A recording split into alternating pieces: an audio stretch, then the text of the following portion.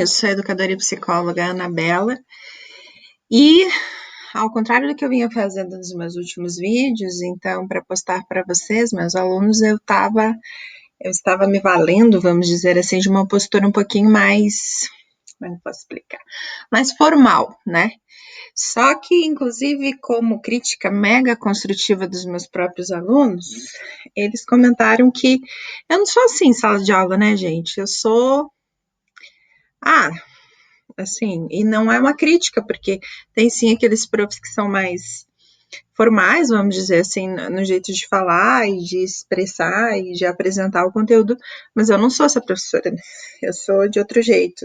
E eu brinco com vocês enfim, torno a nossa conversa, eu diria, muito mais proxêmica, tacésica, proximal, né?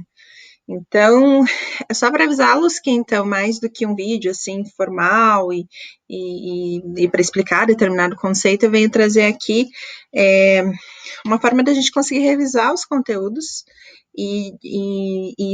então, me valer da plataforma YouTube para que vocês consigam acessar isso, que não somente nas nossas aulas presenciais e as aulas que eu gravo ali no Meet e encaminho para vocês. Belezinha? Então, muito bem, hoje o tema é dialética. Nós já conversamos na semana passada sobre outros conteúdos introdutórios, e aí eu trago para vocês, então, esse conceito que também é bem grandão, mas é um conceito que eu gosto bastante, até mesmo por eu trabalhar aí com os grupos pichonianos, com o Pichon Rivier. Perdão, eu tô com uma tossinha hoje, mas tá tudo certo, tá, gente? E Pichon Rivier traz, né, ele apresenta esse locus, então, de que a construção, inclusive, das narrativas, do discurso dentro dos grupos, estariam para essa construção dialética do pensamento e da intervenção, inclusive da própria pesquisa e intervenção. O que seria dialética? Né? Outra coisa também, eu estava fazendo vídeos muito curtinhos para que vocês conseguissem ver, e tudo muito assim da minha cabeça, então do que eu vim estudando durante esses tantos anos. Aí agora eu vou estar com colinha aqui, tá? Para não esquecer de nada. Vou tentar fazer vídeos não muito compridos, mas vocês bem sabem que eu falo pra caramba. Então vamos lá. Dialética, o que é? Eu faço esses infográficos também para a gente ir conseguindo se organizar. O que é? Inicialmente, quando a gente vai buscar, porque eu fui buscar em um monte de lugar, né? Em vários livros aí de sociologia, de filosofia, na internet, para ver o que é que se apresenta quando as pessoas perguntam. E aí, em quase todos esses lugares aparece muito como contraposição, complementação de ideias, de pensamentos, de falas, de discursos, enfim, que nos levam a outras ideias, tá? Beleza? Inicialmente, então é isso. E aí existe toda uma história. Quando a gente fala sobre dialética, quase sempre há um recorte. Então, quem falou sobre isso foi Karl Marx. Claro que ele falou, né? A partir da leitura de Hegel, mas assim, trazendo a história da filosofia, nós não temos somente Karl Marx, a gente tem um monte de outros autores que estudaram. E eu vou fazer um caminhozinho aqui de uma forma bem simplista para vocês, como eu falei, revisando, a fim de que a gente consiga entender um pouco desses caminhos, beleza? Muito bem. Heráclito. Então, Heráclito, ele viveu colando, né? Não vou lembrar de tudo isso, de 500 a.C. a 450 a.C., morreu novinho, né? E nessa filosofia, então, pré-socrática, nós temos, a partir de Heráclito, lembra lá daquela metaforia, daquela alegoria que traz a questão de que se um sujeito entra no rio, ele não entrará novamente no mesmo rio, visto que as águas que atravessam, né, esse meandro, este lugar, esse fundo de vale, não sei, né, aí você usa o termo que você quiser, não serão as mesmas, afinal de contas, serão outras águas. Então, a gente nunca vai entrar um lago, um rio, mesmo um lago, né? Porque lago é a questão da água que não está em movimento necessariamente. Mas, enfim, nós não entraremos na mesma água porque a água vai se movimentar, terão outros afluentes, enfim, né, gente? Então, tudo está em movimento, tudo muda, ok? Parmênides, então, entre 530 e 560, né, o tempo que ele viveu, ele não é que ele contrapõe, mas ele pensa em algumas críticas a essa questão. E aí ele na crítica dele, ele fala assim: pera lá, então não é que o que a gente faz vai mudar, a nossa ideia muda, aquilo que eu acredito estar vendo como mudança não necessariamente o é, porque para Parmênides ele era um essencialista, então ele acreditava que, ainda que algumas questões sejam modificadas, essencialmente os sujeitos, os objetos, os fenômenos, as coisas, enfim, elas não serão modificadas. Eu até coloquei uma frase aqui dele, olha lá. De fato, as coisas não mudam. Isso ocorre somente na aparência. Então, a gente chega a pensar sobre as coisas, mas de fato elas não mudam. O que muda é a aparência destas, mas essencialmente os sujeitos continuariam o mesmo. Então, estaria para uma relação contraditória aquilo que, então, Heráclito escreveu, né, inicialmente. Muito bem. Aí nós temos Zenon, ou Zenão, né, depende aí de onde é que você vai ler, entre 490 e 430 a.C., ele também não é que ele contrapõe, mas ele, como inclusive discípulo de Parmênides, ele diz assim, olha que interessante, ele realiza aqui o movimento, né, enquanto intervenção dialética. Ele diz assim, não é que as coisas todas mudam o tempo todo, mas então assim, o que ele diz? Heráclito não está errado, né? Acredito que sim, as coisas estão o tempo todo se desconstruindo e reconstruindo, enfim, né?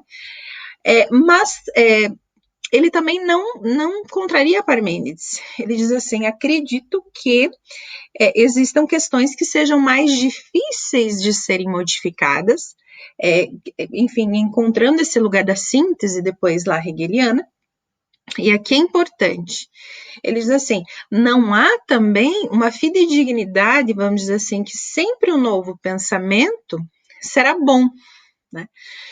Pode ser que nesse jogo, então, dialético da construção de um pensamento, de uma contradição e de uma síntese, depois trazida por Hegel, inclusive venha a manifestar questões que não sejam tão interessantes para a comunidade humana, tá? Inicialmente é isso. Muito bem. Aí nós temos Platão, né, gente? Vamos lembrar lá, discípulo de Sócrates, né? Ele viveu entre 430 e 347 a.C., e aí é ele quem nos apresenta esse mundo inteligível. Acho muito interessante quando escreve sobre isso. E o que ele diz? Não sei se vocês vão lembrar lá de filosofia, mas ele diz assim, é como se existisse para Platão um locus inteligível, né? Então, um mundo inteligível, o mundo das ideias. E o que nós vivemos aqui, neste plano, vamos dizer, de ação humana, seria como se fosse quase uma outra dimensão, um outro lugar, e neste lugar existem falhas. É como se aqui nós vivêssemos aquilo que não poderia alcançar a perfeição, pois aqui nós estamos para o locus da sensação, do sensível. E esse outro lugar da razão, então, estaria para o mundo das ideias, tá? O que estaria para o lugar da filosofia, dos filósofos? O lugar da reminiscência, que então ele chama. O que seriam as reminiscências? Essa capacidade de pensar, né? Então, de tornar-se ser pensante. E nisso, nessa ação de tornar-se ser pensante, então, os filósofos, através da filosofia, teremos a possibilidade de vivenciar essas reminiscências desse mundo, então, esse mundo da razão, né, da lógica, vamos dizer assim, tá? Então, o que Platão, discípulo de Sócrates, fala sobre a dialética? Ele diz assim, primeiro a gente tem que entender que a dialética é um método de análise dessa busca do real objetivo, dessa busca do que estaria para o real. É um método, então, dialógico de perguntas e de respostas, sempre em busca da verdade, né? Em busca da razão. E aí ele se baseia, então, a forma de explicar o que é a dialética a partir do método socrático, que traz essa questão do indagar, do perguntar, né? Do instigar a que o sujeito ou que os sujeitos falem sobre isso. Beleza? Aí nós transitamos para Aristóteles, 384 a.C. e 322 a.C. Vamos lembrar que Aristóteles, ele é considerado o pai da lógica, e aí nessa lógica aí desse mundo material, né, que é o que ele entende então como hoje a gente chamaria de pesquisação, pesquisa-intervenção, enfim, né, ele falaria que a questão da dialética, ela estaria muito para esse locus de observar através, né, da construção mesmo, da fala, da indagação, da pergunta, da resposta, nós alcançaríamos um mundo material, o mundo material mais provável, né? E aí ele diz assim, ainda assim a dialética, ela é toda baseada daquilo que se vê e que pode ser demonstrado, né? Ou seja, aquilo que eu consigo ver, olhar, isso aqui é um celular. Então, eu consigo ver isso aqui e eu consigo criar ideias, contradições, oposição e complementares sobre isso aqui e eu consigo demonstrar, ok? O detalhe é que a dialética, ela para Aristóteles, discípulo de Platão, ela se mostra no sentido de que só chegamos depois lá em Hegel na síntese, ou seja, naquele momento que a gente consegue acordar sobre determinado sentido, porque isso será bom para a comunidade, ou seja, ou melhor, nós compreendemos naquele momento, nós compartilhamos determinadas questões que podem ser vistas e vividas pelo coletivo, vamos dizer assim. Agora, aqui entra de novo o que então lá Zeno fala, o que depois Platão traz. Será mesmo que essa construção de ideias é sempre segura, né? Como, por exemplo, nós caracterizarmos a síntese de um pensamento dialético ou de, enfim, uma ação dialética como científica, por exemplo, ou será que a dialética ainda transita nesse locus da inseguridade? Então, ela traz a possibilidade de sempre novas ideias, mas não que essas novas ideias possam ser comprovadas, depois a gente entende isso no empirismo, no racionalismo, nessas escolas, a partir da Revolução Científica, e principalmente se essas tantas novas ideias são boas, né, para a comunidade. Enfim, né, então, assim, são esses pensamentos. Então, para Aristóteles, o principal a entender aqui é que ele diz assim, a dialética vive no mundo que é demonstrado, que eu consigo tocar, que eu consigo ver. Aí a gente dá um salto, como vocês estão vendo aqui no meu infográfico, e eu coloquei até, inclusive, bem pequenininho aqui embaixo, ó, Idade Média, porque lembra lá que eu já falei no último vídeo, né, Idade Média foi muito legal, né, gente, principalmente para construir essa questão, para trazer essa questão do pensamento mesmo, vamos pensar sobre as coisas, entender como é que elas funcionam, ver se existe possibilidade de generalização desse conhecimento.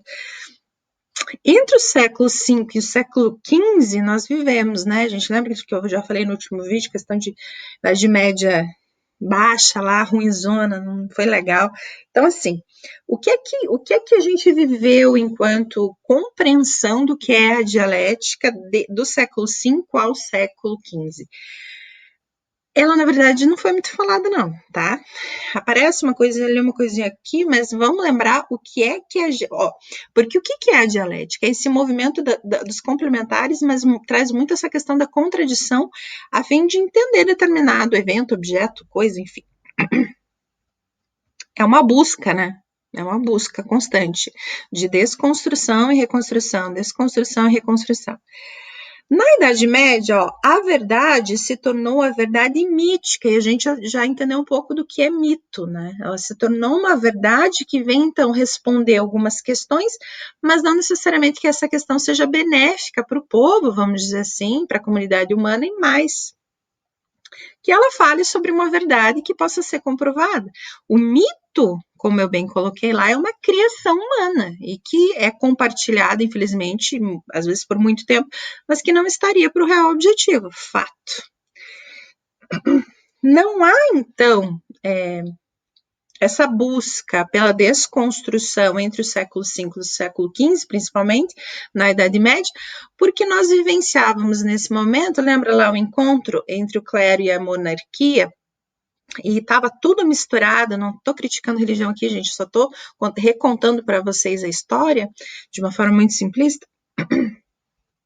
Lembra que esse encontro validava a forma de vida a partir, então, da religião.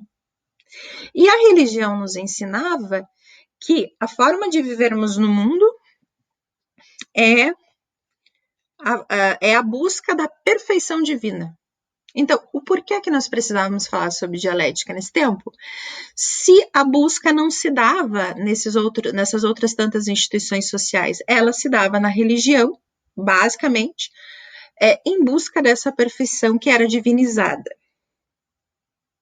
As contradições, então, nesse momento se tornaram blasfêmia, né? Existia o sim e o não, o certo e o errado, só. Né? Então, a gente não.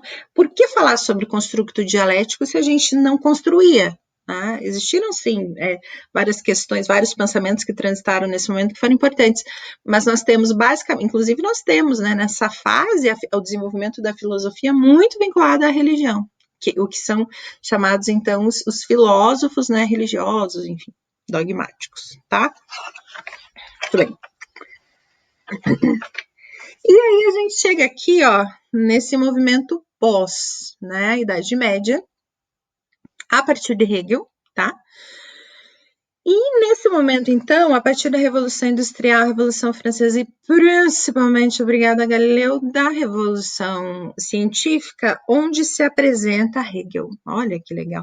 E Hegel vem trazer para a gente aí vai dar luz, vai dar luz, eu diria aí, a muitos movimentos na construção desse pensamento. Primeiro, né, gente, 1790, 1831, quando ele vive também falece, não, perdão, 1770 a 1831. O filósofo, ele vai tentar entender o que é a realidade, e aí quando ele fala sobre realidade, ele diz assim, a realidade, né, sabe que dos autores aí da psico a gente não tem muito como tatear o que é realidade. A realidade estaria, então, em constante transformação. O tempo todo as coisas estão se modificando. E é ele quem cria, então, essa organização sistêmica, eu diria, para que a gente possa falar sobre dialética a partir da tese, da antítese e da síntese. A tese estaria para o lugar de uma ideia, argumentação, a antítese para uma complementação dessa ideia ou polarização desta, contradição desta, e a síntese seria tal como fez Zênon lá, né, com Heráclito e Parmênides, seria um feedback, um fechamento, né, ao mesmo tempo que um compartilhamento e generalização. O que Hegel entende muito bem é que não é porque nós chegamos ao fechamento, vamos dizer disso, que essa síntese não se tornará uma nova tese, né? E, inclusive, a gente possa continuar, e é provável que é isso que vai acontecer, a gente continue discutindo sobre esse conceito para o resto da vida. Não sei por resto da vida, mas por muito tempo, né? E ele se torne outro conceito. Ou seja, não há fim, né? Não para. A síntese será desconstruída sempre como uma nova tese, e a dialética, então, torna-se em Hegel, né, a própria prática da contradição do ser. Olha que coisa bonita, né, que Hegel escreve. O que é a dialética? É a própria contradição de ser. Eu acredito ser, eu sou assim, e aí daqui a pouco eu não sou mais assim, e eu estou assim, e daí daqui a pouco eu já estou de outro jeito. Aí eu acredito que, beleza, tipo, final de análise. Agora eu sou assim, e aí de repente eu vejo que eu já não sou mais, eu já estou para outra coisa. E reinicio minha análise, inclusive. Então, quando a gente fala sobre essas questões em Hegel, o importante é entender como é que ele entende a realidade, uma realidade o tempo todo em transformação, e através dessa sistêmica, da tese, antítese e síntese, mas que não se fecha. Ela não parte de um princípio de encadeamento e fim, ela parte de um princípio recíproco, né, e sistêmico, que continua, né, ao construir o pensamento. E aí a gente chega em Marx. Então olha que importante, olha o caminho que eu trazei para vocês de uma forma muito simples, para não ficar um vídeo enorme. Entre 1818 e 1883, época que viveu depois de Cristo, né, gente? Hegel e pós-Idade Média, Revolução Científica, tudo aquilo, que viveu Marx. Então, olha o percurso que eu fiz aqui com vocês de uma forma bem rapidinha e revisando mesmo, né? Para então chegar no que estaria para o materialismo histórico dialético em Karl Marx. Antes nós temos vários outros lugares aí, né? Muito bem. E aí é tão interessante porque daí Marx, todos esses caras aí que eu falei para vocês, ainda que nós temos lá em Platão, né, essa questão da demonstração do que é demonstrado, do que é visto, dessas relações que estariam para o material, mas ele não chama assim.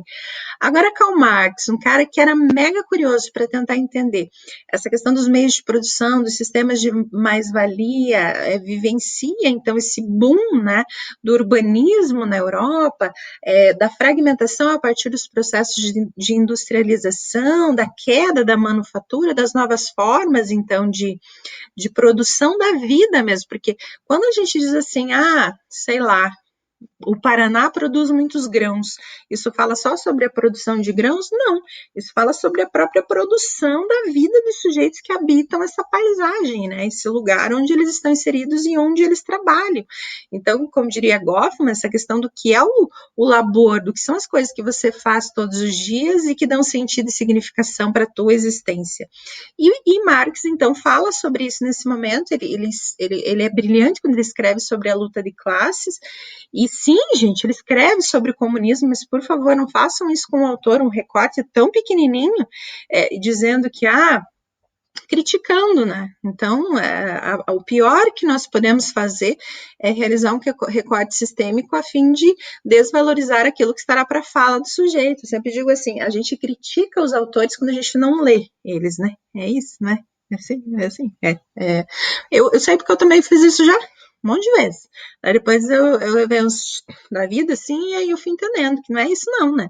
Então vai ler eles primeiro, vai entender a historiografia realmente desses sujeitos, os referenciais teóricos dele, para daí falar sobre o que estaria a aparecer. Mas Marx, então, a partir da leitura, do estudo, né, hegeliano, ele entende, então, ele diz assim, por estar vivendo esse momento aí, né, da Revolução, como eu falei, ainda que a Revolução Industrial, Revolução Francesa, Revolução Cultural, Revolução Científica, então, por tanto tempo permanecemos nas trevas ali do que estaria para a Idade Média, e agora sim dá-se a luz, né, sobre a possibilidade de estudarmos, de entendermos os tantos fenômenos. Esse materialismo, então, histórico dialético, vai falar sobre o que é que entende Marx. Ele realiza um movimento do concreto para o abstrato. Ele diz assim, o que a gente vive neste mundo da lógica, da razão, está para aquilo que vemos, que olhamos, que tateamos, para as relações que estabelecemos com o mundo material. E aí ele diz assim, a contradição, então, ocorre no mundo material e não somente nesse âmbito do que estaria para o pensamento, para a razão. A dialética deixa de estar para essa ordem somente do pensamento e torna-se aquilo que está para a nossa existência cotidiana, né? Então, para as pequenas coisas que nós realizamos no nosso dia a dia. E aí, a partir da teoria da mais-valia, ele começa a estudar isso, ele começa a pensar assim, poxa vida, né? Nós temos lá o detentor do suposto poder e suposto saber da época, a elite, né? A luta de classe, e ele diz assim, então o detentor desse poder, que é dono, então, dos meios de produção, ele vive lá muito do bem, né? Enquanto isso, nós estamos sujeitos aqui trabalhando 16, 20 horas por dia, trabalhando praticamente só para conseguir comer, né? E ter um local de habitação. Crianças, nessa época, né, trabalhavam, idosos, tudo aquilo. Leis trabalhistas zero, né? Por isso a relevância. Então, assim, da criança, do idoso, todo esse estatuto é importante. Aí, eles assim, veja como